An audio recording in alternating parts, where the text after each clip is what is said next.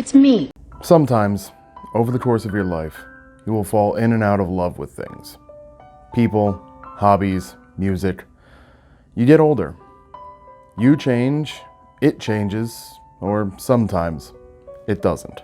For whatever reason, your interest in something can and likely will fade.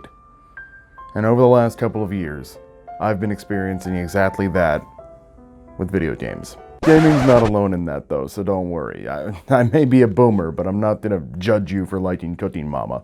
Interests in things ebb and flow. For instance, when I was a kid, I was raised around rock music. I loved it. AC/DC, Led Zeppelin, Pink Floyd. Guitars, drums, and vocals were gods to me. As I came into my teenage years, the music of my parents' generation wasn't enough. I wanted more, so I started listening to hard rock and metal. Rap was a sin, and I was an inquisitor. Then I came into high school. The music of my younger years got old to me. My parents were embarrassing, and their interests were just stale. I started listening to less Godsmack and more Gucci Mane, less Disturbed and more Nelly, less Fountains of Wayne and more Lil Wayne, all to the dismay of my father. Your interests can change, and for me they did. They changed and changed again, and even to this day, I'm a different Spotify playlist than I was even just a year ago. I'm sure my tastes will change again, and I'm okay with that. My point is that your interests, your hobbies, your opinions, they change, and that's okay. Whether it be because your favorite artist sold out or you just got burned out on it, it's fine. I mean, if 14-year-old Shady found out that 29-year-old Shady's favorite musical genre is neo-soul, he would probably try to fight him. I was a little prick. But over the last 5 years or so, I've felt that exact same thing happening with video games. I still like them, mind you, but just the childlike whimsicality that I once had feels like it's gone. Let me explain. I was fortunate enough to grow up in the N64 era going into the PlayStation 2 Xbox era. Game consoles were strong enough that video games could have some depth behind them other than just move to the right and start over when you die. The Legend of Zelda was blazing a trail of storytelling and adventuring since the NES, but it wasn't until Ocarina of Time that gaming truly found its Citizen Kane. The world, the music, the gameplay, the story, it all came together in this crescendo that many people to this day consider the greatest game of all time. Whatever your opinions are of Ocarina of Time, it set the bar for story-driven adventure games going forward. Mario 64 revolutionized platformers and brought them into the 3D space. Metal Gear Solid proved that games could be more than just fun, and Shenmue proved that beautiful graphics would make a gamer completely forget and ignore terrible gameplay. It was a time when games were genuinely just being made for the absolute passion of it. Shigeru Miyamoto, Hideo Kojima, Will Wright, Hironobu Sakaguchi, and John Carmack. These men laid the foundation of our industry today, and they did it just for the passion of it, with a dedication to the craft. Without these men, we don't have Mario, Donkey Kong, Legend of Zelda, Doom, Quake, Final Fantasy, Chrono Trigger, The Sims, and most importantly, Boktai, The Sun is in Your Hand. It felt like every 4 months a new mind-blowing game was coming out, each more complex and interesting than the last. This stretch of innovation continued on into the PlayStation 2, Xbox, and GameCube years, and even to a lesser extent, the PlayStation 3, Xbox 360, and Wii years. The Christmas that I got Halo 3 and Assassin's Creed was honestly one of the best days of my young life. Being able to make friends while talking about video games was just incredible. Split-screen Mario Kart, trading Pokemon, asking your friends how to beat Psycho Mantis, Blood Gulch, Rockets Only, no screen cheating, you fuck! The 90s and 2000s were truly the era of exploration for gaming. How else do you think that we end up with games like Pikmin and Katamari Damacy? Someone dreamed this up, pitched it in a meeting, got a green light, and then got 6 official sequels, and Donkey Kong 64 can't even get a remaster. Brutal Legend, Jade Empire, and Republic Commando all got left to die, but Katamari Damacy got 6 official sequels. My early wonder and amazement with video games probably culminated with the ending of Assassin's Creed 2.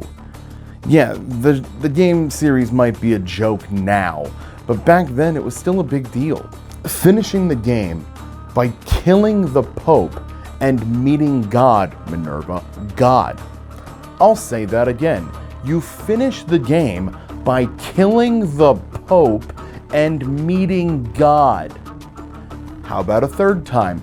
You killed the Pope! I was in awe for at least 2 days. But for some reason, around that time, I stopped playing games that really were interesting, and I started playing games just to pass time. I started playing games like Call of Duty and Madden. Still fun games, mind you, especially in the Modern Warfare 2 era, but nobody was looking at these games for innovation. I graduated high school, entered the working world, and stopped playing games as much, and honestly, stopped caring for a little bit. Yeah, Minecraft happened, but people honestly forget that around 2012, Minecraft had the whole Fortnite thing where nobody played it except 12-year-olds. Deservedly or not, there was a long time there where Minecraft was the popular game to hate. I still played games at the time, and some of them are honestly still to this day games that I love, but I wasn't in love with gaming like I once was. But that changed in 2016 with Overwatch. Overwatch was a total reset for me. Everything just clicked. The visuals, the gameplay, the official animations, the lore, the heroes, the memes, the video of Jeff Kaplan sitting in front of a Yule log for 10 hours. I'm not kidding you when I say that Overwatch is solely responsible for me sitting in this chair right now. I first discovered Overwatch on YouTube. I had a dinky laptop with an NVIDIA 940MX in it. I had a shitty desk job selling phones at Verizon Wireless, and I had a couple cousins that I would talk to about video games on holidays. I mostly just spent my time playing RimWorld and watching Netflix, but I eventually found a YouTube channel that did meme edits of the Overwatch official animations. From there, I joined the Overwatch subreddit, and I've learned more about the game's strategies and what the heroes are capable of, and some content creators, among which was a guy named Lieutenant Eddie, who made some incredible Overwatch videos. From there, I started watching him on Twitch, and then I met some really incredible people in his chat, where we hung out in a secret Discord. We would just play Overwatch and talk and joke around and recite memes from his videos and discuss the status of other people in his Twitch chat. Yes, this is all weird. I'm well aware of that. Shut up. Forming relationships with people from all over the world really strengthened my love for this game. From Lieutenant Eddie, I started watching other things like the Overwatch League and other content creators like Overwatch Central, and even really early 2Mad. I couldn't get enough. Overwatch was a drug and I craved it. It helped reignite a relationship with a cousin of mine that I'd lost a lot of contact with. For a small time there, gaming was filled with that childlike whimsicality again. I ended up buying a PC, and the first thing I did was upgrade the GPU before scalpers set the market on fire. Seriously, my GPU was a 1060, and back when I bought it, it was for like $260, and my same graphics card goes right now for like $500. So after upgrading my graphics card, I started streaming myself. From there, I made a couple of stream highlight videos that I've since taken down, a couple Let's Plays that nobody watched, and now here I am sitting in this chair talking to you. But the question remains, why don't I like gaming like I once did? The answer I keep coming back to is money.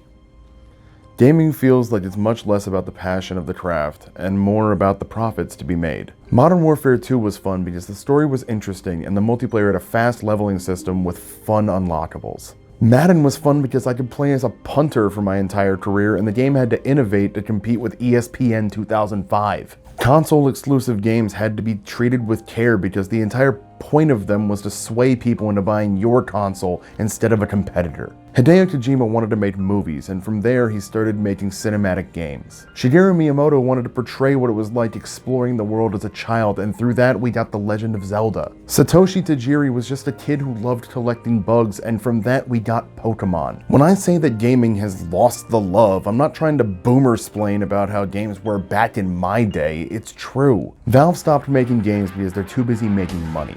Bethesda stopped caring because Skyrim still sells. And Rockstar has made one game since GTA 5 and has not missed a dime.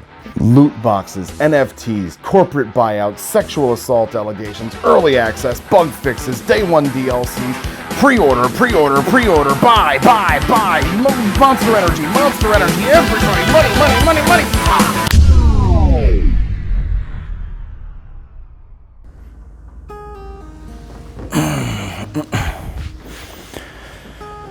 Gaming has long since left the era of one man sitting at a computer making a game. Corporatization and money has corrupted an industry that was once filled with passion and heart and love for what they did. I think back on the development of Crash Bandicoot 1. Sony was publishing the game and they wanted to change the Bandicoot to a more recognizable animal. And the entire Naughty Dog team, from their CEO all the way down to the smallest coder, decided that they were going to stop production and walk out if they were forced to change from Crash Bandicoot to a different animal. And honestly, the heart shown by those people helped lay a landmark genre, landmark defining game in gaming history. And I genuinely don't believe we'll ever see something like that ever again. On one hand, I can count how many companies I believe are still filled with people that consistently put out a good product and show actual effort every single time. And I honestly believe that one day we might be able to get back to that. But it's never going to all be like that.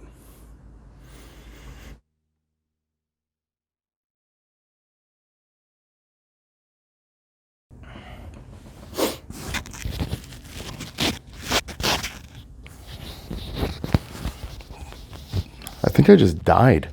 But as bleak as things seem, there are always diamonds to be found in the rough. God of War was a massive project, but it felt deeply personal. And it told one of the most beautiful stories we've seen in years, with honestly one of the most fantastic PC ports I think I've ever seen. RimWorld was released in early access years before it went 1.0. And honestly, when it finally did release, it was in incredibly stable shape, with a dedicated fan base, with incredible modding, and it's one of my favorite games of all time. Disco Elysium collected game awards like Pokemon badges, and I've yet to play it, but can we really complain about some sort of innovation in it? The Outer Wilds, Before Your Eyes, Project Zomboid, Minecraft is still going. There's passion to be found. Pokemon Legends Arceus is finally a breath of fresh air into the series, and is it perfect? No, but it's something new, and if they keep on this path, we might truly finally see something. Doom Eternal is one of the best shooters the gaming world has ever seen, ever since Doom 2016 had the same exact honors. And how could we possibly forget Balan Wonderworld, a game so awful that it makes everything else look fantastic by comparison. I might not be head over heels for gaming right now, and if we're being honest, I might not be for a very long time. But that's okay, because every relationship has rough spots. And honestly, who knows? My next Overwatch could be right around the corner. I'm not going anywhere, and neither are video games. So let's all come together and fight for a brighter future for our favorite hobby. One love. A bit of a somber one this time, right? Hate to be a drag, but it's something that's been heavy on my mind this last year. I hope you enjoyed it. If you did, leave a comment. Tell me about your experiences with gaming. I'd love to hear it. I read everything. Leave a like, leave a subscription if you really want to see more of this. I have a lot of ideas, and I'm not going to stop making videos. Catch you next time.